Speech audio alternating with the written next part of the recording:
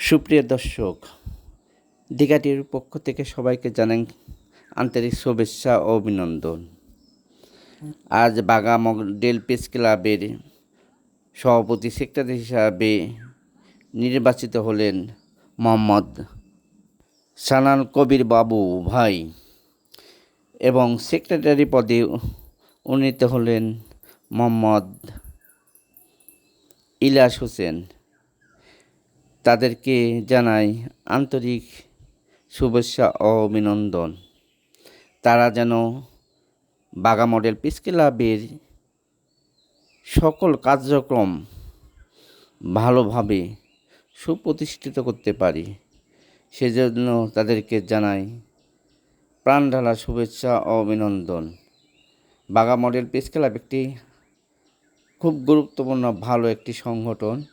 এখানে এরা দুজন অবশ্যই বাঘা মডেলের প্রেস ক্লাবের সামনের দিকে নিয়ে যাবে।